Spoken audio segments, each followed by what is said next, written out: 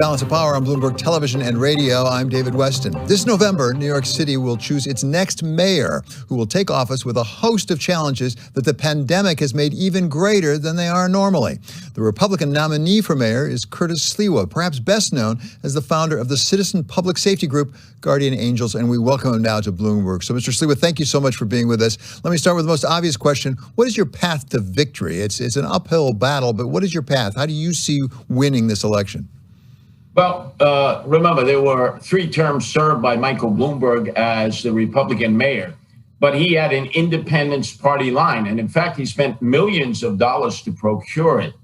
I was able to get an independent party line for the general election, in which I got volunteers out into the streets, and we were able to acquire the signatures necessary to qualify so that people will have a choice. They can vote for Curtis Sliwa on November 2nd as a Republican, but there are some, even my parents who are no longer here, who would never have crossed that Maginot Line, never have voted and didn't for Reagan. They weren't Reagan Democrats or Giuliani Democrats, and probably wouldn't have voted for their own son had I only been running as a Republican. So it's a vast opportunity for moderate Democrats and independents to actually seek me out, find out what I stand for, and then all of a sudden, maybe vote for me on the independent party line, which gives me 2 lines to run on, which other candidates don't have. So that's one path to victory.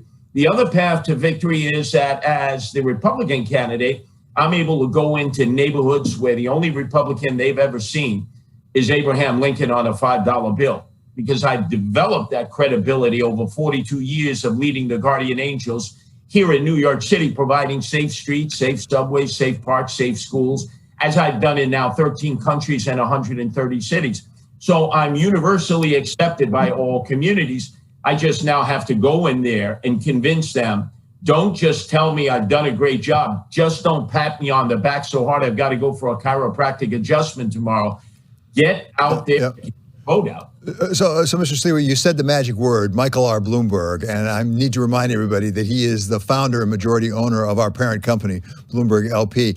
But let me come back. Last time I heard, normally, in a normal time, the Democrats outnumber Republicans 5-1 in this city. I'm told that since President Trump, it's actually gone to 7-1. So that means there are an awful lot of Democrats out there you have to persuade to cross that, as you called it, Maginot Line. What do you say to the Republican, the Democrat who says, I've always voted Democrat, to say, I want you to cross that line?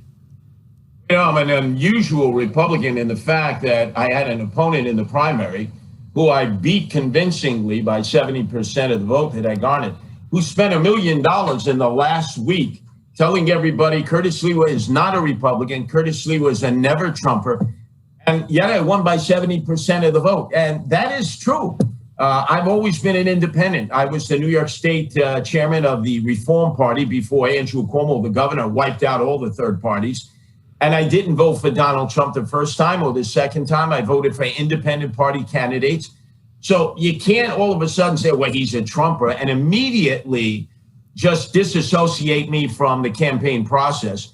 And that enables me to go out there and speak on the populist messages that I've always represented to a wide variety of people: Black, white, Hispanic, Asian, male, female, poor, middle class, wealthy, and trying to convince them to improve, not move, because there's a mass exodus out of New York City now, mostly involving wealthy people and class people. Well, one of the issues certainly in the race thus far has been public safety, something you're identified with, going back to the Guardian Angels days. At the same time, you have an opponent in Eric Adams, who is a retired New York City captain. Does that make it more difficult for you to persuade people that you do a substantially better job than this retired policeman at keeping us safe?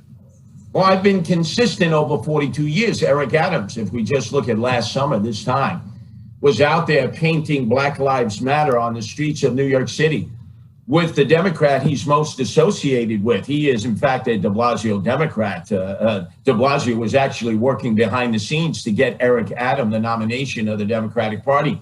Instead of condemning the rioters and looters, many of them Black Lives Matter, Antifa, who would turn a peaceful demonstration into total anarchy. Cops were attacked physically. Their equipment was vandalized. Remember, there was graffiti all over the city. F the police. All cops are bastards. ACAB, and words worse.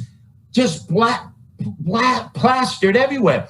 And I didn't see Eric Adams, the former police officer, address that. In fact, he was with the demonstrators. I, on the other hand, was with the police talking about how they needed to be refunded, how we needed to hire more police. And I already had a plan to do that by actually having a dedicated property tax against Madison Square Garden and the endowments of Columbia and NYU cities that sit on billions of dollars for paying no property tax. And it would enable us to train 3,000 new police officers that we desperately need. But the other big issue, and I think everyone in the business community can relate to this, is police have been stripped of qualified immunity in the city of New York. And the person who led the charge was former NYPD police officer Eric Adams. Yeah. He helped remove the protections that police had from being sued personally. Now they have to go out and find a personal police malpractice insurance policy like a doctor or a lawyer would in private practice. That's so unfair. So Mr. Sliwa, it won't come as a surprise to anybody in our audience that you support the police. I think people would expect that of you. And I do have to note, when it comes to Black Lives Matter, there were certainly a lot of protesters in Black Lives Matter who were peaceful, who were not doing any violence. But do you also support the police discipline? Because some people say we need really strong police, we need strong policing. We also might need to make sure that we're weeding out people who are not doing things they shouldn't be doing. Let me give you an example. How would you have handled Eric Garner if you were mayor? The chokehold case. Officer Pantaleo did choke him out. It was a hold that should not be legal. There was no necessity to use it, especially he had other police officers to assist him in taking Eric Garner down. I've always been specific on that. But also, if you look at my history, in the first 13 years, I was not a beloved figure by the police in their youth. They actually had me arrested 76 times. Yeah, Ed Koch was not your fan, as I recall. Right. And so I know what it's like to get a wooden shampoo, a concrete facial, and to be lost in the system behind bars. And yet, when cops go beyond the definition of the oath that they took in office, not to abuse people's civil rights, needs to be a whole standard of. We're going to have to leave it there. Thank you so much for joining us. That's Curtis Sliwa. He's Republican nominee for the mayor of the city of New York. And this